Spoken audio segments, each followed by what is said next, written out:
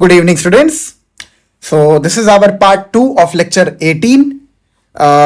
मैंने ये सोचा कि दोनों को कंबाइन करने के बजाय सेपरेट पार्ट्स में लेक्चर्स को डिवाइड कर देते हैं, ठीक है, क्योंकि एडिटिंग में कुछ पार्ट ऐसे इधर उधर हो जाता है. इससे बेटर मैंने सोचा कि यहीं से कंटिन्यू कर देते हैं नेक्स्ट लेक्चर को और लेक्चर 18 के 2 पार्ट्स बना देते हैं, ठीक है.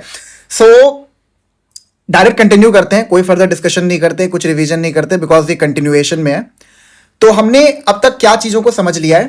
हम सेक्शन 168 को 348 ऑफ बीएनएसएस के साथ पढ़ रहे थे और हमने इसको कनेक्ट करके ये समझा कि 168 के अंदर जज साहब के पास ये पावर है कि अगर कोई भी कोर्ट में प्रेजेंट है तो उसको वो क्वेश्चन कर सकते हैं. अलॉन्ग विद दैट वो किसी भी मटीरियल थिंग को प्रोड्यूस करने के लिए कह सकते हैं and along with that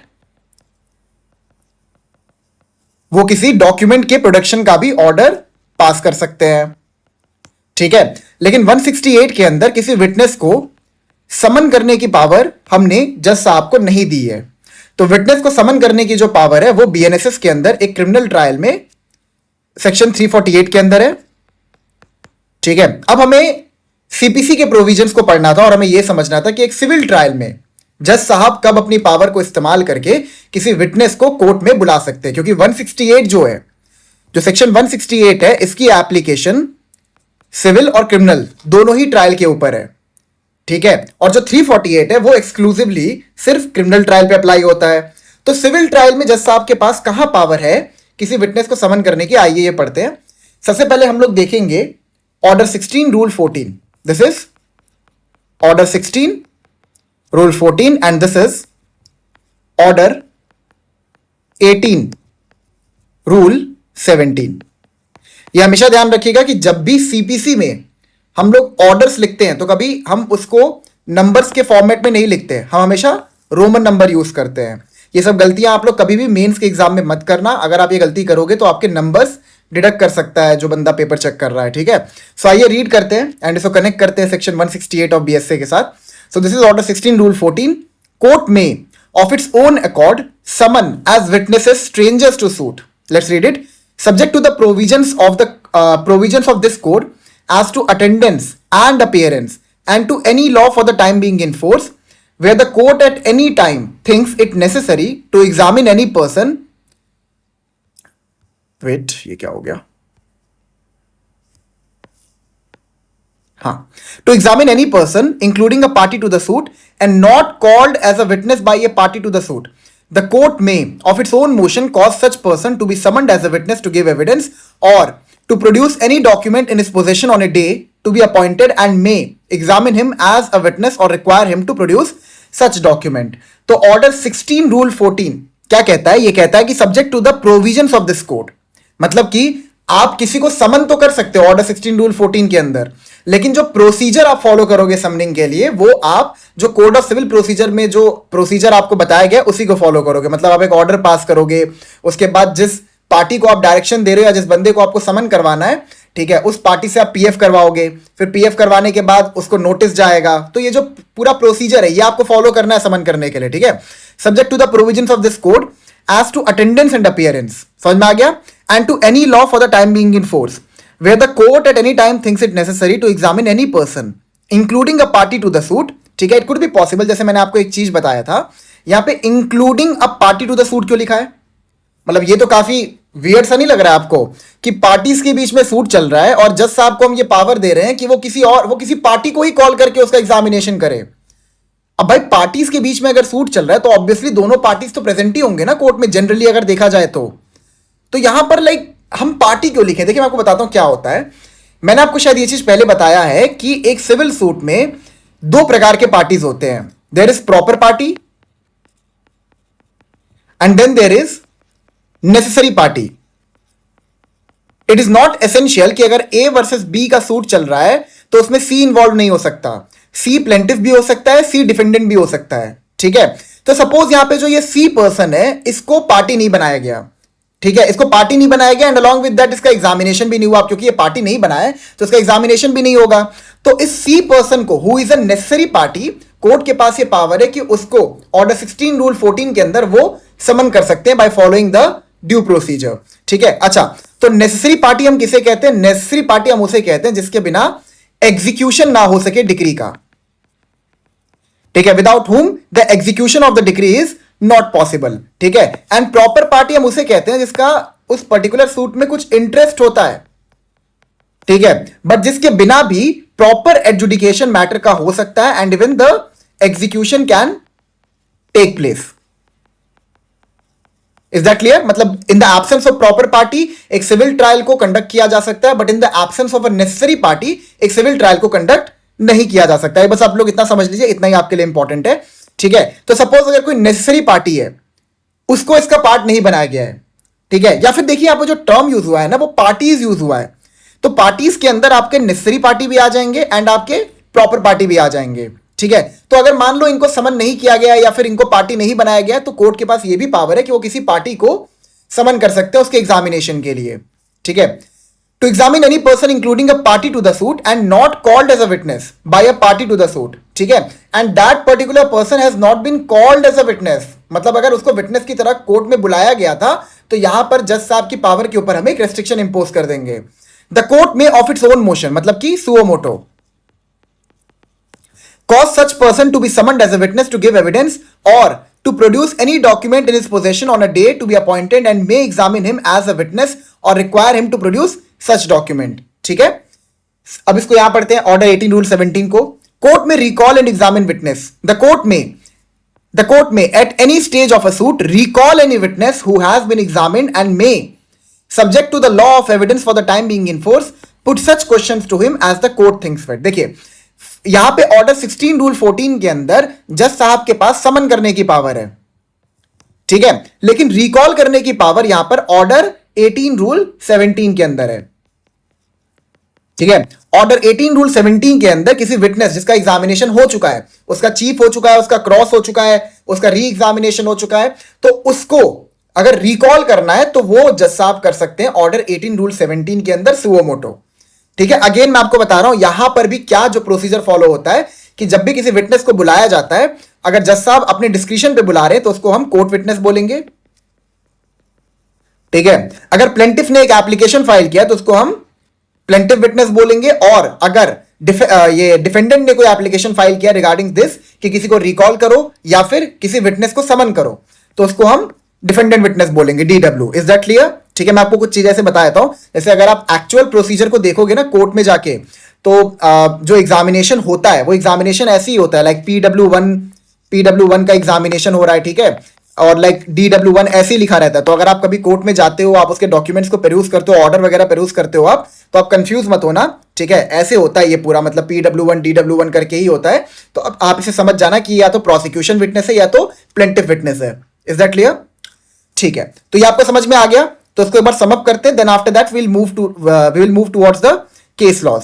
now the जज में in order to discover or obtain proof of relevant facts ask any question he considers necessary in any form at any time of any witness or of the parties about any fact, and may order the production of any document or thing, and neither the parties nor their representative shall be entitled to make any objection to any such question or order, nor without the leave of the court to cross examine any witness upon any answer given in reply to any such question। ठीक है, अच्छा, CPC के अंदर हमने 2 provisions क्यों पढ़े और BNSS के अंदर हमने 1 प्रोविजन क्यों पढ़ा? क्योंकि 348 जो है वो काफी हद तक एग्जॉस्टिव है।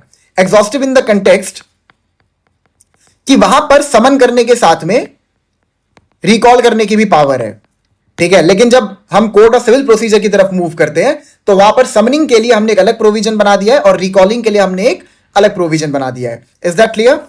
ठीक है, now let's move towards the proviso first, and then thereafter we will do the case laws regarding section 168, provided that the judgment must be based upon facts declared by this adhiniyam to be relevant and duly proved। I guess इस पे हमने काफी लंबी चर्चा की थी पहले, तो इसको दोबारा मेरे को समझाने की आवश्यकता नहीं है इस प्रोवाइजो को। नेक्स्ट प्रोवाइजो की तरफ आगे बढ़ते हैं। देखिए, these provisos are an exception to the general rule contained under section 168 BSA।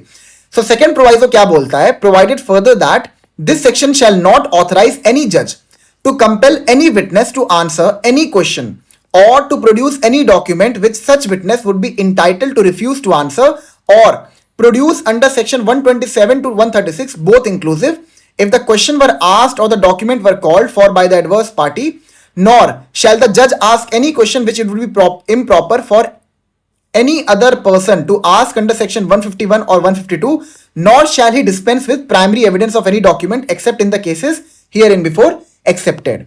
ठीक है, मैं आपको बताता हूं बेसिकली इस प्रोवाइजो में क्या है.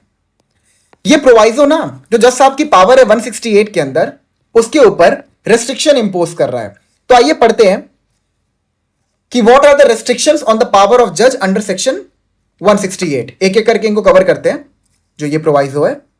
ठीक है, so what are the restrictions under section 168. Impliedly आप लोग समझ लीजिए जज की पावर के ऊपर क्या रेस्ट्रिक्शंस है. पहला है आपका प्रिविलेज्ड कम्युनिकेशन.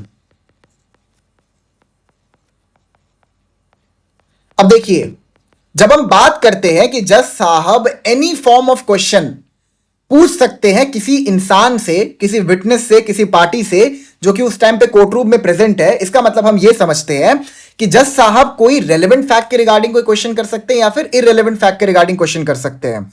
लेकिन अगर लॉ ने आपको एक्सप्रेसली बार किया है कि आप इन सवालों के ऊपर क्वेश्चन नहीं, देखिए अच्छा, अब आप जैसे मैं आपको ये बात बता रहा हूं कि लॉ ने आपको एक्सप्रेसली बार किया है कि आप इन टॉपिक्स के ऊपर, इन मैटर के ऊपर किसी से भी कोई सवाल नहीं कर सकते, ना उससे कोई जवाब ले सकते. ठीक है, तो यहां पर लॉ तो आपको यह भी कहता है कि आप सिर्फ एविडेंस दे सकते हो on a relevant fact.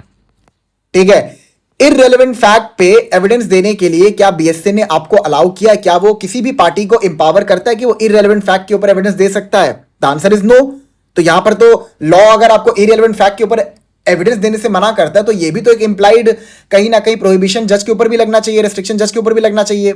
But ये क्यों नहीं लग रहा है? बिकॉज अगेन, अगर इररेलेवेंट फैक्ट के ऊपर जज साहब क्वेश्चन कर भी रहे हैं तो फर्स्ट प्रोवाइजो क्या कहता है कि जजमेंट तो आपको रेलेवेंट फैक्ट के ऊपर ही बेस करना है. आप भले ही सवाल करके इररेलेवेंट फैक्ट के ऊपर कोई कंक्लूजन ड्रॉ कर लीजिए, लेकिन आप अपना जजमेंट जब बेस करोगे तो जजमेंट सिर्फ और सिर्फ आप रेलेवेंट फैक्ट ड्यूली प्रूव्ड के ऊपर ही बेस करोगे.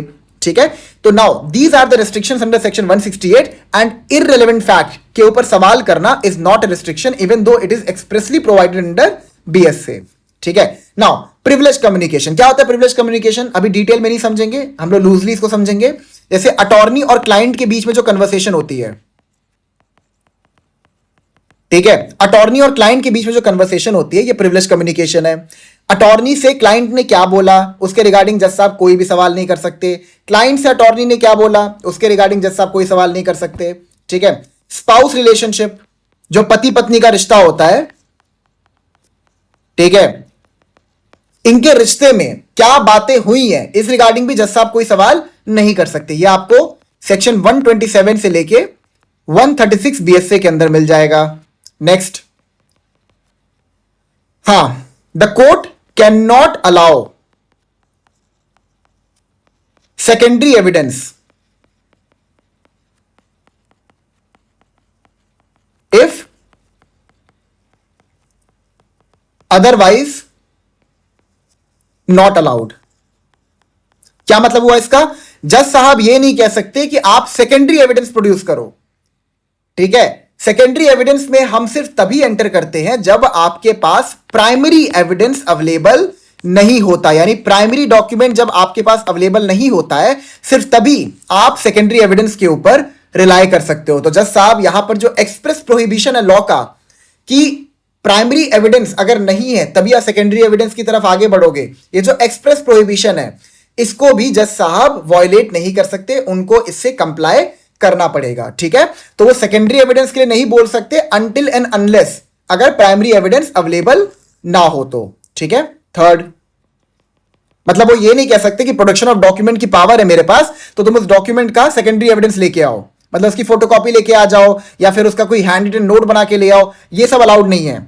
ठीक है, आपको क्या करना है, आपको प्राइमरी डॉक्यूमेंट ही लेके आना है. अगर नहीं है ओनली देन आप सेकेंडरी एविडेंस अलाउ करोगे. Is that clear? Third, article 20 clause 3. Article 20 clause 3 क्या कहता है मैं आपको बताता हूं. देखिए, आर्टिकल 20 क्लॉज 3 किसी भी इंडिविजुअल को एक फंडामेंटल राइट देता है कि आप बाध्य नहीं हो किसी भी ऐसे सवाल का जवाब देने के लिए जिसकी वजह से आपके अगेंस्ट में कोई ट्रायल चालू हो सके. It is doctrine of self incrimination. What does this mean? Incrimination का मतलब क्या होता है? जिससे कि आपके अगेंस्ट में क्रिमिनल लायबिलिटी अराइज हो सके। इंक्रिमिनेशन का मतलब यहां पर यह होता है कि जिससे भी आपके अगेंस्ट में क्रिमिनल लायबिलिटी अराइज हो सके। ठीक है, तो आर्टिकल 20 क्लॉज 3 हर एक इंडिविजुअल को यह फंडामेंटल राइट देता है कि आप किसी भी उस सवाल का जवाब मत दीजिए जिस सवाल से आपके अगेंस्ट में कोई प्रोसिक्यूशन चालू हो सकता है। तो क्या इसका मतलब यहां पर यह है कि जज साहब किसी इंडिविजुअल से ऐसा कोई सवाल ही नहीं पूछ सकते जिससे कि लाइक उसका जो सेल्फ इंक्रिमिनेशन वाला जो फंडामेंटल राइट है वो वायलेट हो? नहीं, जज साहब सवाल पूछ सकते हैं। ही कैन पुट क्वेश्चंस जो कि इस नेचर के हैं जिसका जवाब देने से किसी इंडिविजुअल के अगेंस्ट में क्रिमिनल प्रोसिक्यूशन चालू किया जा सकता है। सवाल पूछ सकते हैं, लेकिन क्या वो इंडिविजुअल उसका जवाब देने के लिए बाध्य है? The answer is no. आप सवाल पूछिए, लेकिन वो इंडिविजुअल जो है वो उसका जवाब नहीं देगा। ठीक है, आप उसको कंपेल नहीं कर सकते जवाब देने के लिए, ये आप लोग ध्यान रखिएगा। ठीक है, कंपेल नहीं कर सकते। अच्छा, तो यहां पर ये प्रोहिबिशन कैसे आ गया? बिकॉज देखिए, अगर जनरल सर्कमस्टांसेस को हम लोग देखते हैं और यहां पे जज साहब अगर कोई भी सवाल पूछते हैं और उसका जवाब अगर एक इंडिविजुअल नहीं देता है तो it is an offence under BNS. ठीक है, ये ध्यान रखिएगा कि अगर जज साहब आपसे कोई भी सवाल पूछते हो और उस सवाल का जवाब आप देने से मना करते हो तो it is an offence under BNS, और अगर आप गलत जवाब देते हो तो it will B an offence of परजुरी under section 226 of BNS. Is that clear? ठीक है, 3 रेस्ट्रिक्शन समझ में आ गए। चौथे पे जाते हैं। फोर्थ है, हाँ फोर्थ वही मान लीजिए, judgment must be based upon relevant facts duly proved। Even though जज साहब के पास ये पावर है कि वो जनरल पार्ट के हिसाब से किसी भी इंडिविजुअल से इररेलेवेंट फैक्ट के ऊपर सवाल कर सकते हैं, लेकिन जब उनको जजमेंट बेस करना होगा तो जजमेंट वो हमेशा ही रेलेवेंट फैक्ट्स ड्यूली प्रूव्ड के ऊपर ही करेंगे। It is also a type of restriction upon the जज। ठीक है, लास्ट है हमारा इम्प्रॉपर क्वेश्चंस। ठीक है, जज साहब जो है वो इम्प्रॉपर क्वेश्चंस नहीं कर सकते किसी भी इंडिविजुअल से। अब इम्प्रॉपर क्वेश्चन क्या होता है वो जब हम लोग सेक्शन 151 एंड 152 करेंगे तो वहां पे समझेंगे। अभी बस आप लोग इतना समझ लीजिए कि जज साहब के पास ये पावर नहीं है कि वो कोई भी इम्प्रॉपर क्वेश्चन कर सके। अच्छा, इम्प्रॉपर क्वेश्चन क्या होता है मैं आपको बता दूं। इम्प्रॉपर क्वेश्चन ऐसे क्वेश्चन होते हैं जो एग्जामिनेशन के दौरान, ठीक है, प्राइमरीली क्रॉस एग्जामिनेशन के दौरान जो वकील है वो पूछता है, और जो वहां पर उस सवाल को पूछने का पर्पस होता है ना वो ये होता है कि उस विटनेस को हरास करें या फिर उसको अनफेयरली प्रेजुडिस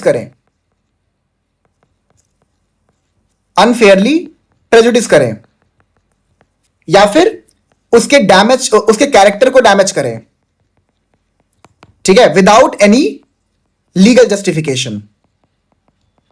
इसे हम कहते हैं इम्प्रॉपर क्वेश्चन। मतलब लाइक सपोज आप बहुत ज्यादा कोई प्राइवेट सवाल उस इंडिविजुअल से पूछ रहे हो बिना उस प्राइवेट सवाल के कोई भी कनेक्शन के केस से, तो यहां पर एक क्वेश्चन कैसा होगा, ये एक इम्प्रॉपर क्वेश्चन होगा। ठीक है, लेकिन अगर आप उस क्वेश्चन को लीगली जस्टिफाई कर पा रहे हो, अगर आप उसको कनेक्ट कर पा रहे हो विद एनी रेलेवेंट फैक्ट और फैक्ट इन इशू, तो वहां पर जैसे आपको अलाउ कर देंगे। लेकिन सेक्शन 151 और 152 ये कहता है कि आप इम्प्रॉपर क्वेश्चन किसी भी विटनेस से नहीं कर सकते during the stage of cross examination. Is that clear?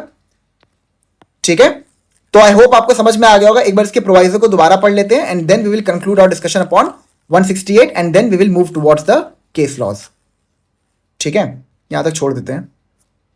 Okay,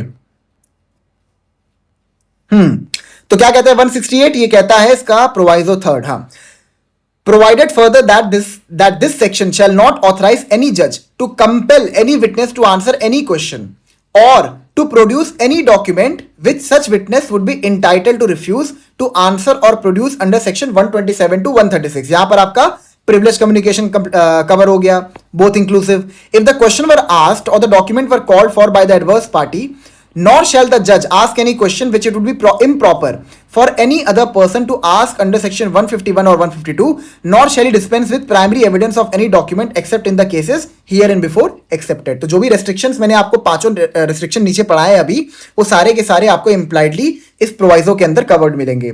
ठीक है, तो अगेन मैं आपको वही सेम चीज रिपीट करूंगा, बैरक को पढ़ते रहिए, जितना बार हो सके उतनी बार पढ़िए। जितनी बार आप पढ़ेंगे आप हमेशा कुछ ना कुछ नया सीखेंगे। ठीक है, और जितनी अच्छी कमांड आपकी प्रोविजंस के ऊपर होगी उतना ही जल्दी आपका गवर्नमेंट एग्जाम क्लियर करने का प्रोस्पेक्ट भी बढ़ेगा। ठीक है, अगर आप प्रिपेयर कर रहे हो तो, अगर आप नॉलेज के लिए देख रहे हो वीडियो तब तो बहुत अच्छी बात है। लाइक अगर आपको वकालत में इंटरेस्ट है और वकालत के लिए आप प्रोविजंस के ऊपर अपनी कमांड अच्छी करना चाहते हैं तो ये भी बहुत अच्छी बात है, ठीक है। बट जैसे जो मेरा अप्रोच है यहाँ पर, ये बहुत ही मेंस ओरिएंटेड है, ठीक है। मैं आपको बता दूं कि लाइक प्रीलिम्स ओरिएंटेड थोड़ा कम है, और क्योंकि हम लोग कभी प्रीलिम्स की तैयारी करते भी नहीं है, आपको अगर हकीकत बताऊं, आपको प्रीलिम्स की तैयारी कभी नहीं करनी चाहिए। हमेशा ही आपका जो फोकस होना चाहिए वो मेंस पे होना चाहिए, क्योंकि जब आपकी मेंस की तैयारी हो जाती है ना, तो ऑटोमेटिकली आप प्रीलिम्स के लिए भी तैयार हो जाते हो, अगर आप किसी भी एग्जाम की तैयारी कर रहे हो तो, ठीक है। और जो लेक्चर्स मैं बना रहा हूँ प्राइमरली ये आपको जुडिशरी और एपीओ के एग्जाम्स में हेल्प करेगा, इसीलिए मैं काफी एग्जॉस्टिवली चीजों को कवर करता हूँ, कनेक्ट करके कवर करता हूँ, क्योंकि सवाल ही ऐसे आते हैं मेंस के एग्जाम में जहां पर आपसे कोई डायरेक्ट सवाल नहीं पूछेंगे, ठीक है। वो हमेशा आपसे ऐसे सवाल ही पूछेंगे जहां पर आपको लाइक खास करके जुडिशरी के एग्जाम में खास आपसे ऐसे सवाल पूछेंगे जहां पर आपको एक प्रोविजन को दूसरे प्रोविजन से कनेक्ट करना पड़े, ठीक है। सो इट्स बेटर कि आप ऐसे पढ़ाई करें, आप प्रोविजंस को दिमाग में रखें, दिमाग में रखते हुए चीजों को साथ में पढ़ें और कनेक्ट करने का प्रयास करें कि एक प्रोविजन का दूसरे प्रोविजन से क्या इंटरकनेक्शन या इंटरलिंकेज है, ठीक है। इससे आपकी लॉ की अंडरस्टैंडिंग भी बढ़ेगी और आपको ये भी समझ में आएगा कि लॉ को प्रॉपरली फ्रेम कैसे करते हैं। जो बेस्ट अप्रोच मैं आपको बताऊं लॉ को पढ़ने का वो ये है कि इट्स बेटर कि आप हमेशा ही लेजिस्लेटिव विजडम को फॉलो करें। कि किसी, देखिए आपको ये बात बहुत अच्छे से पता है कि किसी भी कानून को बनाने का जो पर्पस होता है वो ये होता है कि सोसाइटी की उस टाइम पे एक रिक्वायरमेंट होती है कि ये ऑर्डर सोसाइटी में होना चाहिए, तो उस ऑर्डर को मेंटेन करने के लिए ही लेजिस्लेचर हमेशा कोई लॉ पास करता है, और क्योंकि वो उस समय की नीड होती है इसीलिए लेजिस्लेचर उस लॉ को पास करता है। बाद में भले जाके वो लॉ जो है एकदम इनफ्रक्चुअस हो जाए, वॉइड हो जाए, उसकी इन्फोर्सिबिलिटी खत्म हो जाए, लेकिन उस टाइम पे जब वो लॉ पास किया गया था तो सोसाइटी की नीड ही यही थी कि ऐसा लॉ आप बना के रखिए और इसको इसी नजरिए से देखिए। फॉर एग्जाम्पल लाइक ऑब्स्सिनिटी को आप देखिए, ऑब्स्सिनिटी कितना इवॉल्व कर चुका है। पहले जो कई सारे एक्ट्स जिसको हम ऑब्सिन कह सकते थे, आज के टाइम पे उनको ऑब्सिन नहीं माना जाता है, ठीक है। तो इट्स बेटर कि हमेशा ही किसी प्रोविजन के लेजिस्लेटिव विजडम को ढूंढने का प्रयास किया करिए, इससे आपको ज्यादा अच्छे से उस पर्टिकुलर प्रोविजन की अंडरस्टैंडिंग मिलेगी एंड अलॉन्ग विद दैट आपकी लॉ की कमांड भी इंप्रूव होगी, ठीक है। चलिए अब आगे बढ़ते हैं, केस लॉस कवर करते हैं, ठीक है। बहुत सारे केस लॉज है आज मेरे पास 168 के अंदर, बड़े इंटरेस्टिंग केस लॉज हैं, आइए इनको पढ़ते हैं। फर्स्ट है हमारा Nepal Chandra Roy versus Nitai Chandradas. It is 1977 Supreme Court. The court held that जजेस shall not be over enthusiastic nor over zealous. The court should not unnecessarily interfere in the examination in chief and cross examination stage, even though the power to ask questions under section 168, देखिए मैं आपको एक बात बता दे रहा हूं, जहां पे भी आप 168 लिखा हुआ पाएंगे इसका मतलब इंप्लाइडली आप समझ लीजिएगा it is section 165 Indian Evidence act, ठीक है। क्योंकि ये जजमेंट जो है 1977 के, उस टाइम पे तो बीएसए था ही नहीं, और 168 और 165 के अंदर कोई भी चेंज आपको नहीं मिलेगा नेसेसरली, ठीक है। तो आप इंप्लाइडली यही समझ लीजिएगा कि मैं 165 ऑफ इंडियन एविडेंस एक्ट को रेफर कर रहा हूं, क्योंकि ये एविडेंस एक्ट के टाइम के जमाने का जजमेंट है। तो अब क्योंकि इसकी एप्लीकेशन इसके ऊपर है तो इसकी एप्लीकेशन ऑटोमेटिकली इसके ऊपर भी रहेगी, ठीक है। हाँ, even though the power to ask questions under section 168 can be exercised at any stage, it is a requirement of judicial prudence that the judge shall use this power with self restraint। यहां पर क्या कहा supreme Court ने? Supreme Court ने यह कहा कि देखिए ज्यादा उछलिए मत, 168 के अंदर हमने आपको पावर ये जरूर दी है कि आप किसी भी टाइम पर किसी भी इंडिविजुअल से कोई सवाल कर सकते हैं, लेकिन इट्स बेटर कि अगर किसी का चीफ चल रहा है, एग्जामिनेशन इन चीफ या फिर क्रॉस चल रहा है, तो पहले उसको आप हो जाने दीजिए, वकील को भी अपने राइट को एक्सरसाइज कर लेने दीजिए, उसके बाद आप उछल के सवाल जवाब करिए, उससे ये ज्यादा बेटर रहेगा। यहाँ पे हो सकता है इस पर्टिकुलर केस के फैक्ट्स ऐसे रहे होंगे कि जज साहब बहुत ही जीलियस हो गए होंगे, बहुत ही उत्साहित हो गए होंगे किसी से सवाल पूछने के लिए, जिसकी वजह से प्रॉपर चीफ या फिर क्रॉस नहीं हो पाया होगा, और जिस भी पार्टी का वो विटनेस रहा होगा वो काफी प्रेजुडिस हो गया होगा, इसलिए यहाँ पे मैटर सुप्रीम कोर्ट में पहुंचा होगा, ठीक है। तो समझ में आ गया। यहाँ पर प्राइमरली इस केस में आपको क्या ध्यान रखना है कि सुप्रीम कोर्ट ने ये बोला कि जज साहब आप ज्यादा ओवर एंथुजियास्टिक मत हो जाइए, ना ही आप ओवर जीलस हो जाइए, ठीक है। थोड़ा अपने आप को कंट्रोल में रखिए जब आपको 168 की पावर यूज करनी हो तो। नेक्स्ट केस है state of Rajasthan versus ANI 1997 Supreme Court. The court has very wide and unbridled power. Unbridled का मतलब क्या होता है? जिसको लाइक कुचला ना जा सके, मतलब लाइक बहुत ज्यादा, ऐसे समझ लीजिए आप लोग। अनब्रिडल्ड पावर अंडर सेक्शन 168, ठीक है। 168 का मतलब यहां पे क्या है? 165 of Indian Evidence act. And it can interfere in the examination at any stage, but prudent requires that it shall put a restraint upon itself in asking those questions, and unless very essential, it shall ask only those questions which are necessary only after the examination of the parties is over। Again वही same बात रीआइट्रेट की है supreme Court ने एक दूसरे language में कि ज्यादा उछलिए मत, पहले एग्जामिनेशन ओवर हो जाने दीजिए, उसके बाद आप सवाल करिए, ठीक है। और अगर आपको लगता है कि आपको क्रॉस या फिर चीफ के स्टेज पर सवाल करने की आवश्यकता है तो सिर्फ वही सवाल करिए जो आपको लगता है बहुत ज्यादा जरूरी है उस टाइम पर पूछना, ठीक है। नेक्स्ट है Ramchandra versus state of Haryana 1981 supreme Court. The court shell exercise the power under section 168 with a restraint and it shall not intimidate or rebuke or threaten a witness in the exercise of these powers। मतलब 168 की जो power हमने आपको दी है इसको आप ऐसे इस्तेमाल ना करिए इतना लाइक ऑब्वियस सी बात है, एक इंडिविजुअल अगर जज है तो जज के पास तो बहुत पावर होती है and this is human tendency. जब इंसान के पास पावर होती है तो वो थोड़ा बहुत भटक तो जाता है अपनी पावर को लेके। अक्सर आप भी अगर कोर्ट वगैरह विजिट करोगे तो आप देखोगे कुछ जजेस होते हैं बहुत ज्यादा ही स्ट्रिक्ट होते हैं, लाइक उनको किसी भी इंडिविजुअल को डांटने से पहले वो कुछ सोचते नहीं है, ऐसे कई सारे वीडियोस भी वायरल होते हैं, ठीक है। तो इट्स ह्यूमन टेंडेंसी, उसका हम कुछ कर नहीं सकते, पावर जो है वो इंसान को करप्ट कर ही देता है, ठीक है। तो Ramchandra versus state of Haryana में सुप्रीम कोर्ट ने यहां पर ये बोला कि जब आप 168 की पावर को इस्तेमाल कर रहे हो तो थोड़ा रेस्ट्रेंट लगाओ, थोड़ा अपने ऊपर कंट्रोल करो, ठीक है। और अपनी पावर को यूज करके उसको इंटिमिडेट मत करो। इंटिमिडेट मतलब कि उसको डराओ मत, मतलब ऐसा मत दिखाओ कि तुम बड़े पावरफुल हो और तुम्हारे पावर के अंदर वो झुक के कोई ऐसा जवाब दे दो जो जवाब नहीं देना चाहिए था उसको, या आप उसको डांटो मत। रिब्यूक का मतलब होता है डांटना, या उसको थ्रेटन मत करो कि अगर तुमने जवाब नहीं दिया तुम्हारे अगेंस्ट में मैं केस चालू कर दूंगा, ये सब चीजें, ठीक है।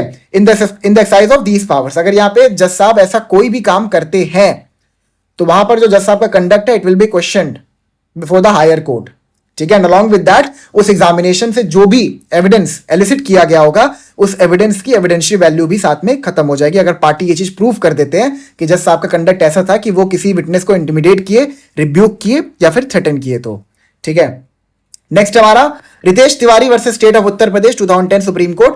The purpose of section 168 is to find out the real truth of relevant facts and facts in issue and it is a voyage of discovery in which truth is the quest. देखिए यहां पर supreme Court ने यह बोला कि 168 का dimension उन्होंने थोड़ा क्लियर करने का प्रयास किया है। डिमेंशन इन द सेंस यहां पर उन्होंने ये बताया कि 168 का जो पावर है वो हमने आपको क्यों दिया है, ताकि आप रेलेवेंट फैक्ट का प्रॉपर प्रूफ ले सको, ठीक है। आपको लग रहा है कि जो एविडेंसेस आपके पास आए हैं उससे कोई रेलेवेंट फैक्ट जो है वो ड्यूली प्रूव नहीं हो पा रहा, तो आप किसी इंडिविजुअल से सवाल करके बस रेलेवेंट फैक्ट का प्रूफ लेने का प्रयास करो या फिर किसी फैक्ट इन इशू का प्रूफ लेने का प्रयास करो।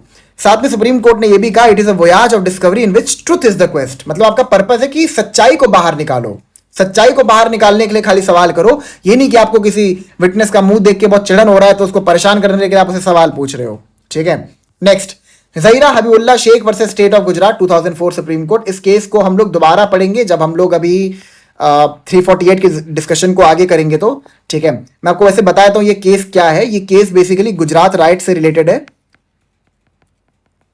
ठीक है। 2002 में जो गुजरात राइट्स हुए थे ना उससे रिलेटेड है। वहां पर ये इंडिविजुअल जो था ज़हीरा हबीबुल्लाह शेख, इसको जब ट्रायल कोर्ट में टेस्टिमनी देने के लिए बुलाया गया था तो इसने टेस्टिमनी नहीं दी थी, मतलब इसने देखा था कि कुछ इंडिविजुअल मिलके किसी का मर्डर किए थे या कुछ भी ऑफेंस किए थे, इसको मैं बहुत डिटेल में पढ़ाऊंगा केस को, ठीक है। तो उन्होंने जो भी ऑफेंस किया था इसने देखा था, बट जब ट्रायल कोर्ट में इसको बुलाया गया कि आइए आप अपनी टेस्टिमनी दीजिए इन पर्टिकुलर इंडिविजुअल्स के अगेंस्ट में, तो उसे देने से मना कर दिया था, ठीक है। फिर ये मैटर हाईकोर्ट गया था और हाईकोर्ट में फिर सेक्शन 348 की एप्लीकेशन को लगा के इस इंडिविजुअल को दोबारा समन किया गया था। तो ये 348 की पावर को उस स्टेज पर एक्सरसाइज कर सकते हैं कि नहीं कर सकते हैं, इसको लेके थोड़ी कंट्रोवर्सी हुई थी जिसको हम लोग समझेंगे मतलब आगे के लेक्चर्स में, ठीक है। तो ये इसका लाइक लूजली आपको फैक्ट समझा दिया हूं। आइए देखते हैं सुप्रीम कोर्ट ने क्या बोला। If truth has to prevail the court has to keep its eyes and ears open and therefore it has been conferred with the power under section 168 and 311 CrPC. This is what 348 of BNSS, ठीक है, and this is 165 of Indian Evidence Act. Section 168 and 311 are complementary provisions. यहां पे Supreme Court ने 168 of BSA and 348 of BNSS को interlink करने का प्रयास किया था और समझाया था कि दोनों का कोरिलेशन क्या है। Is that clear? यहां पे क्या बोला सुप्रीम कोर्ट ने, if truth has to prevail the court has to keep its eyes and ears open and therefore it has been conferred with the power under section 168 and section 311 CrPC. Section 168 and section 311 are complementary provisions. यहां पर supreme Court ने basically यही बोला कि the जज साहब should play a proactive role to seek the truth, ठीक है। ट्रुथ को बाहर निकालने के लिए जज साहब को एक प्रोएक्टिव रोल प्ले करना है और प्रोएक्टिव रोल प्ले करने की पावर हमने उनको कहां दी है? 168 बीएसए के अंदर एंड 348 बीएनएसएस के अंदर। नेक्स्ट हमारा Raghunandan versus state of Uttar Pradesh 1974 supreme court. आइए इसको पढ़ते हैं। ये अच्छा हाँ, ओ आई एम सो सॉरी, ये बहुत ही इंपॉर्टेंट जजमेंट है, ठीक है। यहां पर हमें section 168 BSA and section 181 BNSS का कोरिलेशन समझना है, इनका क्या रिलेशन है। ये दोनों प्रोविजंस जो है एक प्रकार से 168 के अंदर इनके बीच में एक कंफ्लिक्ट अराइज हो रहा है। तो इस कंफ्लिक्ट को सुप्रीम कोर्ट ने इस लैंडमार्क जजमेंट के अंदर क्लियर किया था, Raghunandan versus state of Uttar प्रदेश। आइए इसको पढ़ते हैं, ठीक है। मतलब सॉरी, जजमेंट पढ़ने से पहले मैं आपको ना एक बार समझा देता हूं कि सेक्शन 181 ऑफ बीएनएसएस क्या है, ठीक है। Earlier it was 160 of CrPC if I am not wrong, ठीक है। इट मस्ट बी 160 और नहीं नहीं नहीं नहीं, I am so sorry, it was 161 of CrPC, ठीक है। जो भी 181 बीएनएसएस है, it was earlier 161 of CrPC. I am not pretty sure about it, एक बार आप लोग क्रॉस चेक कर लीजिएगा। अभी समझते हैं कि आखिर 181 बीएनएसएस क्या है, ठीक है। उसके बाद हम लोग इस जजमेंट को पढ़ेंगे। अब जिसने भी मेरा बीएनएसएस का लेक्चर किया होगा, ठीक है, अगर आपने नहीं भी किया तो एक बार मैं आपको ये सजेशन दूंगा, वीडियो को यहीं पे पॉज कर दीजिए, मेरा जो 181 का लेक्चर है बीएनएसएस का उसको जाके देखिए। मैंने उसको बहुत ही डिटेल में बहुत अच्छे से पढ़ाया है, अराउंड 3 या 4 लेक्चर है 181 के ऊपर, ठीक है। बहुत इंटरेस्टिंग लगेगा आपको, उसको पढ़िए जाके, ठीक है। उसके बाद आप यहां से कंटिन्यू करेंगे तो आपको ज्यादा अच्छे समझ में आएगा। लेकिन फिर भी मैं, जो लोग अभी उस वीडियोस को देखने में इंटरेस्टेड नहीं है, उनके लिए मैं थोड़ा 181 का लैंग्वेज समझा देता हूं, ठीक है, कि 181 में क्या बोला गया है। तो देखिए, जब हम लोग बात करते हैं चैप्टर 13 ऑफ बीएनएसएस की, तो chapter 13 of BNSS which is from section 173 to section 196, इसके अंदर ना पूरा इन्वेस्टिगेशन का प्रोसीजर बताया गया है, ठीक है। तो सीधा 173 से शुरू करते हैं, चैप्टर 5 ऑफ अरेस्ट की तरफ आगे नहीं बढ़ते, डायरेक्ट 173 की तरफ 173 से शुरू करते हैं। अब देखिए, सेक्शन 173 जो है, इसके अंदर पुलिस ऑफिसर एफआईआर रजिस्टर करता है, ठीक है। जो फर्स्ट इंफॉर्मेशन रिपोर्ट होता है, जो कॉग्निजेबल ऑफेंसेस के लिए रजिस्टर किया जाता है, वो 173 के अंदर रजिस्टर होता है। फिर किसी कॉग्निजेबल ऑफेंस को इन्वेस्टिगेट करने की जो पावर होती है, वो पुलिस ऑफिसर डिराइव करता है from section 175 of BNSS. Then section 176 talks about the procedure of investigation, that what would be the procedure that the police officer has to follow to investigate a matter under chapter 13. Then there is section 179 in which the police officer has the power to summon any witness, ठीक है। Then there is section 180 which empowers a police officer to examine any witness who has been summoned under section 179, ठीक है। तो 180 के अंदर police officer के पास सवाल जवाब करने की पावर है, 179 के अंदर पुलिस ऑफिसर के पास समन करने की पावर है, ठीक है। Now there come section 181, one of the most important provision of BNSS and also one of the most hard to understand provision, ठीक है। अब ये हार्ड टू अंडरस्टैंड वैसे है तो नहीं, बट अगर आप इसको इंडिपेंडेंटली पढ़ने का प्रयास करेंगे 181 को, और इसके पीछे का लेजिस्लेटिव विजडम को नहीं समझेंगे, तो आपको बहुत डिफिकल्टी होगी इस प्रोविजन को समझने में, ठीक है। अच्छा, तो 181 क्या कहता है, ये इसको पढ़ लेते हैं एक बार। Yes, here it is, section 181, statements to police and use thereof. No statement made by any person to a police officer in the course of an investigation under this chapter shall, if reduced to writing, be signed by the person making it, nor shall any such statement or any record thereof, whether in a police diary or otherwise, or any part of such statement or record, be used for any purpose save as hereinafter provided at any inquiry or trial in respect of any offence under investigation at the time when such statement was made. अभी बस इतने पे ही आप लोग ध्यान दीजिए, यहां पर अभी आपको एंटर करने की आवश्यकता नहीं है, ठीक है। तो सेक्शन 181 सबसेक्शन 1 ऑफ बीएनएसएस क्या बोलता है, ये बताता है हमको कि एक इन्वेस्टिगेशन के दौरान, during the course of investigation, मैं बहुत डिटेल में नहीं जाऊंगा, मैंने एक एक वर्ड को 181 के बहुत डिटेल में समझाया था, तो मैं अगेन आपको यही बोलूंगा कि एक बार आप जाके लेक्चर देख लीजिए, आपको बहुत अच्छे समझ में आएगा, ठीक है। बट मैं अभी आपको ये बताता हूं कि चैप्टर 13 में जब पुलिस ऑफिसर इन्वेस्टिगेशन करते हैं, और इन्वेस्टिगेशन के दौरान वो जब किसी के भी स्टेटमेंट को रिकॉर्ड करते हैं, चाहे वो एग्जामिनेशन हो 181 के अंदर, सॉरी 180 के अंदर, ठीक है, चाहे वो कोई जनरल क्वेश्चन आंसर हो जो वो पुलिस डायरी में नोट कर रहे हैं, ठीक है। मैं आपको एक बात बताता हूं, 3 प्रकार की डायरीज होती हैं।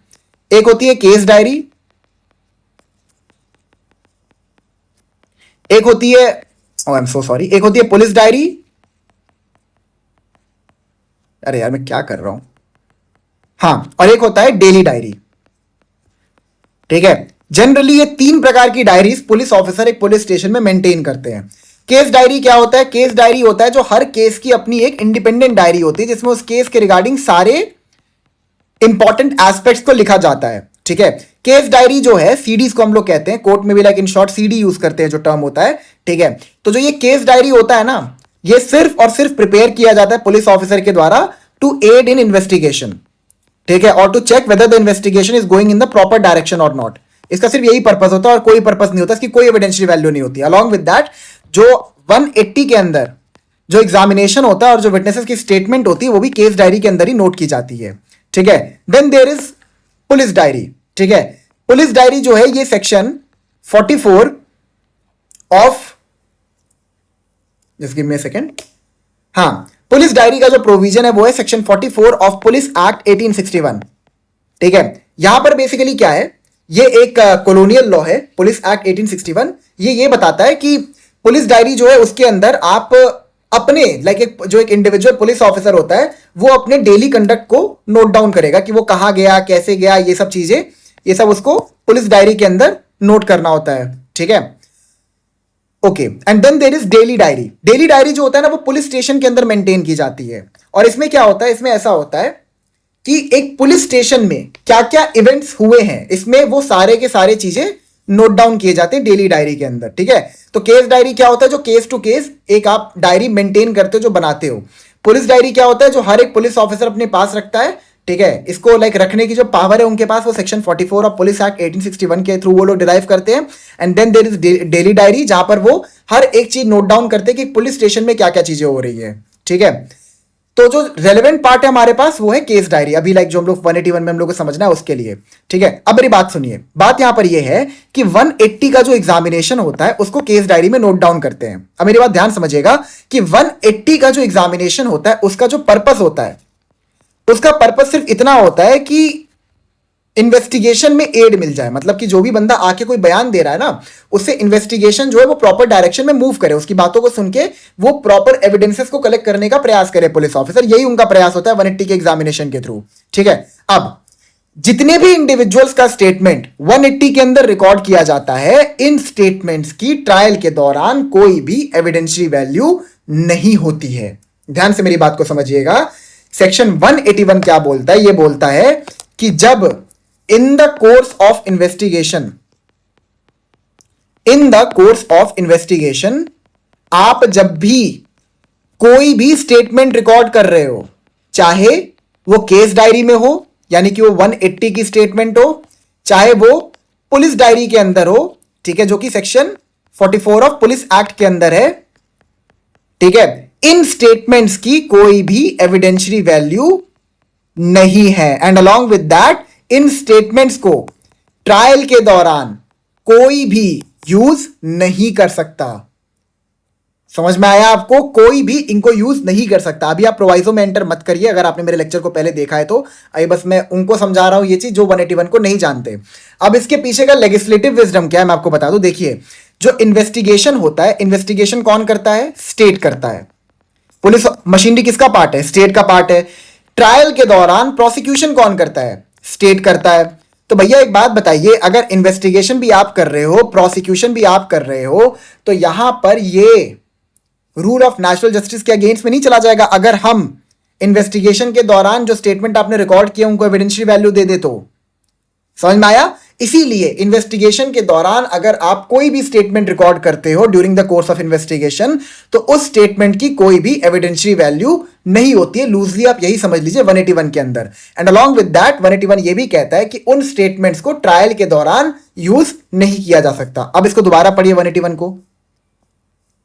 देखिए अब यहां पर क्या कह रहा है, no statement made by any person to a police officer in the course of an investigation under this chapter, chapter 13 shall if reduced to writing be signed by the person making it। मतलब अगर आपने किसी के भी statement को writing में reduce किया है तो उसके ऊपर आप उस विटनेस का सिग्नेचर नहीं लेंगे। Nor shall any such statement or any record thereof whether in a police diary or otherwise, और मतलब पुलिस डायरी मतलब पुलिस डायरी हो गया, और अदरवाइज का मतलब हो गया case diary, or any part of such statement or record be used for any purpose save as hereinafter provided at any inquiry or trial in respect of any offense under investigation at the time when such statement was made। समझ में आ गया आपको? तो आप इन statements को inquiry या trial के दौरान नहीं यूज कर सकते। इन स्टेटमेंट्स का पर्पस सिर्फ एक है कि आप इन स्टेटमेंट्स को यूज कर सकते हो इन्वेस्टिगेशन को प्रॉपर डायरेक्शन में मूव करने के लिए, मतलब इन स्टेटमेंट्स को आप रिकॉर्ड करते हो as an aid to the investigation. लेकिन क्या इन स्टेटमेंट्स की कोई भी एविडेंशियल वैल्यू होती है? 181 कहता है नहीं। अब मुझे एक सवाल का जवाब दीजिए और ध्यान से मेरी बात को समझिएगा। 168 बीएसए का क्या बोलता है? ये बोलता है कि भैया आप किसी भी टाइम पर कोई भी सवाल पुटअप कर सकते हो। अब यहां पर जो जज साहब होते हैं उनके पास केस डायरी को समन करने की पावर होती है। वो केस डायरी को पढ़ भी सकते हैं, इवन दो केस डायरी से वो कोई सवाल नहीं कर सकते, बस वो केस डायरी को पढ़ सकते हैं और पढ़ के ये कंक्लूड कर सकते हैं कि इन्वेस्टिगेशन प्रॉपर डायरेक्शन में मूव हुई थी कि नहीं हुई थी और हो रही है कि नहीं हो रही है। ठीक है, अब मेरी बात का जवाब दीजिए आप लोग। 168 के अंदर ये कहते हैं कि आप कोई भी सवाल पूछ सकते हो। 181 ये कहता है कि जो स्टेटमेंट आपने रिकॉर्ड किया है उन स्टेटमेंट को आप किसी भी इंक्वायरी और ट्रायल में यूज नहीं करोगे। समझ में आपको? तो क्या 168 और 181 के अंदर कोई कंफ्लिक्ट दिख रहा है आपको? बिल्कुल, there is a conflict. The conflict is this कि 168 आपको कोई भी सवाल देने के लिए कोई भी सवाल करने के लिए इंपावर करता है, और 181 क्या कहता है कि आप जो भी स्टेटमेंट्स को रिकॉर्ड करते हो during the course of investigation उनको ट्रायल के दौरान यूज नहीं कर सकते। मतलब इसका जो प्रोहिबिशन है वो इतना वाइड है कि वो जज साहब के ऊपर भी लगेगा कि अगर कोई स्टेटमेंट इन्वेस्टिगेशन के दौरान रिकॉर्ड की गई है तो उसको वो ट्रायल के दौरान किसी भी विटनेस से पूछ नहीं सकते। मतलब उसको यूज करके किसी विटनेस से पूछ नहीं सकते कि सीडी में तो तुमने ये कहा था, अभी तुम यहां पर ये बात कह रहे हो। मतलब मैं आपको बताऊं क्या होता है, देखिए 180 का जो स्टेटमेंट होता है, ठीक है, उसको रिकॉर्ड करने का पुलिस ऑफिसर का एक पर्पस और होता है। वो ये होता है कि अगर वो बंदा कोई भी रेलेवेंट बात बोलता है, ठीक है, अगर वो विटनेस कोई भी रेलेवेंट बात बोलता है तो यहां पर जो पुलिस ऑफिसर है वो अपने माइंड में ये सेटअप कर लेते हैं कि इस पर्टिकुलर विटनेस को हम लोग ट्रायल के दौरान भी बुलाएंगे और ट्रायल के दौरान ये वही सेम बात बोलेगा, तो इससे हमारा केस स्ट्रांग होगा। समझ में आया? ठीक है, अब वही विटनेस कोर्ट में गया, कोर्ट ने केस डायरी समन की, केस डायरी को पढ़ के उन्होंने उस विटनेस को कॉन्ट्रडिक्ट किया। उन्होंने बोला कि तुमने तो ये इन्वेस्टिगेशन के दौरान ये बात बोली थी और अभी तुम ये कह रहे हो। लेकिन 181 जो है वो तो आपके ऊपर प्रोहिबिशन लगा रहा है कि आप जो इन्वेस्टिगेशन के दौरान के स्टेटमेंट्स हैं उनको यूज नहीं कर सकते। तो यहां पर तो एक प्रोहिबिशन, एक कॉन्ट्रडिक्शन तो दिख ही रहा है हम लोग को, क्योंकि 168 तो क्लियरली कहता है आप कोई भी क्वेश्चन कर सकते हो, लेकिन 181 कहता है कि इन्वेस्टिगेशन के दौरान जो स्टेटमेंट रिकॉर्ड किए गए हैं उन पर क्वेश्चन नहीं कर सकते। So there is a direct contradiction. So what is the solution? अब मुझे एक बात बताइए, बीएनएसएस और बीएसए इन दोनों में स्पेशल प्रोविजन कौन सा है? बीएनएसएस, ठीक है। तो हमने पढ़ा था ना कि अगर किसी भी जनरल लॉ और स्पेशल लॉ के अंदर कोई कंफ्लिक्ट आता है तो क्या प्रिवेल करेगा? स्पेशल लॉ प्रिवेल करेगा। तो इसका मतलब क्या हुआ कि 181 जो है it should prevail over section 168, but this is not true. ये सही नहीं है। देखिए, अगर 181 को हम 168 के ऊपर प्रिवेल करने देंगे तो जो क्वेस्ट है, क्वेस्ट फॉर ट्रूथ, ये डिफीट हो जाएगा। ठीक है, तो रेदर इस कंफ्लिक्ट को हटाने के लिए हम लोग क्या करेंगे, दोनों ही प्रोविजंस को लिबरली इंटरप्रेट करेंगे और 168 के अंदर जज साहब को ये पावर कर देंगे कि आप, इवन दो 181 ने आपको प्रोहिबिट किया है कि आप केस डायरी से या पुलिस डायरी से कोई भी स्टेटमेंट को पढ़ के किसी विटनेस से क्वेश्चन नहीं कर सकते, लेकिन हम 168 को 181 के ऊपर प्रिवेल करने देंगे और आपको अलाउ कर देंगे कि आप सवाल कर सकते हो। आइए इस जजमेंट को पढ़ते हैं, यहां पर क्या कहा है सुप्रीम कोर्ट ने। So the case is Raghunandan versus State of Uttar Pradesh, 1974 Supreme Court. The court observed that section 181 BNSS, which is 161 of CRPC 1973, ठीक है, it was Act number 2 and it came into effect from 1st April 1974। ऐसे मेरे को ध्यान आ गया तो मैं सोचा आपको बता दूं, प्रीलिम्स के लिए बहुत इंपॉर्टेंट है ये चीज। ठीक है, एक्ट नंबर याद रखिएगा हर एक एक्ट का। और अब क्योंकि सीआरपीसी फोर्स में नहीं है तो अभी 3-4 अभी जो 2-3 साल और आप आगे तक चले जाइए तो उस तक बहुत चांसेस है कि सीआरपीसी के जो भी उसकी हिस्ट्री रही है ना उसके रिगार्डिंग वो कुछ सवाल आपसे पूछ सकते हैं। ठीक है, तो ये ध्यान रखिएगा। तो ये एक्ट नंबर 2 था and it was enacted on 1st April 1974, मतलब it came into force on 1st April 1974, ये ध्यान रखिएगा। ठीक है, the court observe that section 181 BNSS and section 168 BSA have a very wide application, and a plenary reading of section 181 would suggest that the court cannot ask questions on the basis of previous police statements made in the course of investigation. However, section 181 BNSS and section 168 BSA have to be harmoniously construed. Not allowing the court to ask questions on the basis of previous police statement would not serve any purpose. But If the court is allowed to ask questions, then it would serve the purpose of finding out the truth about relevant facts and fact in issue. ये fact and issue नहीं है, ये facts in issue है. ठीक है. Thus, in this matter, section 168 BSA will be preferred over section 181 BNSS, and the court is free to ask questions under section 168 BSA even on the basis of previous police statements. ठीक है. यहां पर supreme Court ने harmonious construction का rule apply किया and दोनों provisions को harmoniously construct करके, हार्मोनियसली कंस्ट्रूड करके क्या ऑब्जर्वेशन दी सुप्रीम कोर्ट ने कि इवन दो दोनों ही प्रोविजंस डायरेक्ट कंफ्लिक्ट में दिखते हैं, लेकिन यहां पर अगर जज साहब को हम रिस्ट्रिक्ट कर देते हैं कि वो 181 के स्टेटमेंट्स को नहीं पूछ सकते, ठीक है, सॉरी चैप्टर 13 ऑफ इन्वेस्टिगेशन के स्टेटमेंट्स को नहीं पूछ सकते, तो इससे क्या होगा, जो ट्रुथ की खोज में हम निकले हैं वो खोज अधूरी रह जाएगी. तो इसीलिए हम जज साहब को यहां पर यह भी पावर देंगे कि वो 181 के अंदर जो प्रोहिबिशन है उसको वो ध्यान में ना रखे एंड वो क्वेश्चन कर सके उन स्टेटमेंट्स पे जो कि इन्वेस्टिगेशन के दौरान रिकॉर्ड की गई है. Is that clear? I hope आपको कोई डाउट नहीं होगा. अगर कोई भी डाउट हो तो प्लीज आप कमेंट सेक्शन में मेंशन कर दीजिएगा, मैं उसको नेक्स्ट लेक्चर में क्लियर कर दूंगा. ठीक है, क्योंकि देखिए मेरा पर्पस सिर्फ एक है कि आपको चीजें समझ में आ जाए. I enjoy teaching and that's why I am teaching you all. ठीक है, मेरा यहाँ पे कोई भी प्रॉफिट मेकिंग मोटिव नहीं है, मैं सिर्फ पढ़ा रहा हूं क्योंकि मेरे को पढ़ाना पसंद है एंड मैं चाहता हूं कि अगर मैं आपको कोई चीज पढ़ा रहा हूं तो वो चीज आपको समझ में भी आए. ठीक है, इसलिए मैं आपको बोलता हूं कोई भी डाउट हो तो प्लीज उसके रिगार्डिंग आप मैसेज कर दीजिएगा कमेंट सेक्शन में, मैं आपका डाउट क्लियर कर दूंगा. लेकिन मैं आपको एक बात और बता रहा हूं, अगर आप बहुत लेट जाके मैसेज कर रहे हो तो मेरे लिए उतना ईजी नहीं होगा उस पर्टिकुलर टॉपिक को कवर कर पाना. ठीक है, बट जल्दी जैसे ही मैं थोड़ा ज़्यादा रेगुलर हो जाऊंगा लेक्चर बनाने को लेके, जो कि मेरे लिए बहुत मुश्किल है, but still I will try my best. तो मैं एक डाउट क्लियरिंग सेशन भी करूंगा.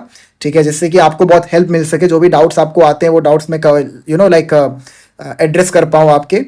ठीक है, लास्ट केस लॉ आज का कर लेते हैं. Shailesh Kumar versus State of Uttar Pradesh 2024 Supreme Court. Under Section 168, a general omnibus power has been given to the court to ask questions or to summon the production of a document or thing in the search of the truth. When the court exercises such power, the party concerned does not have the right to cross-examine the witnesses upon the answers given to such questions. Sir James Fitzjames Stephen, कौन है ये जिन्होंने Indian Evidence act draft किया था, had observed that it is absolutely necessary that the judge should not only hear what is put before him but should also ascertain from his own inquiries how the facts actually stand.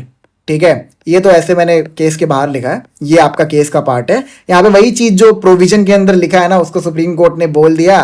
ठीक है, इतना relevance तो उसका है नहीं, but ठीक है फिर पढ़ लीजिए. Under section 168 a general omnibus power यानी absolute power has been given to the court to ask questions or to summon the production of a document or thing in the search of the truth. When the court exercises such power, the party concerned does not have the right to cross-examine the witnesses upon the answers given to such questions. मतलब वही है कि अगर कोई भी सवाल जज साहब कर रहे हैं तो उसको क्रॉस एग्जामिन करने का राइट जो है पार्टी के पास वो एब्सेंट है. लेकिन हमने ये भी पढ़ा है कि जनरली कोर्ट जो है वो लिबरल रहते हैं इस पर्टिकुलर पर्पज में. एंड अगर कोई पार्टी बोलती है कि हमें क्रॉस एग्जामिन करने दो तो जज साहब अलाउ कर देते हैं. ठीक है, तो आई होप सेक्शन 168 आपको समझ में आ गया होगा. जो भी इसके रिलेटेड प्रोविजंस थे सीपीसी के अंदर, बीएनएसएस के अंदर, मैंने वो भी काफी हद तक कवर कर दिया. अभी इसके ऊपर आगे भी डिस्कशन करना है हमें. ठीक है, बट 168 की जो डिस्कशन थी वो हमारी फाइनली कंक्लूड हो गई. It is one of the most important provision of BSA. ठीक है, when it comes to mains examination. Prelims से भी कुछ सवाल इससे पूछते हैं बट ज्यादातर मेंस में इससे सवाल आते हैं. ठीक है, so thank you so much. I will meet you in the next lecture. Next lecture से हम लोग 165 को शुरू करेंगे, प्रोडक्शन ऑफ डॉक्यूमेंट. ठीक है, एक बार हमने क्या क्या पढ़ लिया. चलिए कोई बात नहीं, नेक्स्ट लेक्चर में एक बार हम लोग देख लेंगे कि हमने अब तक क्या क्या टॉपिक कवर कर लिया.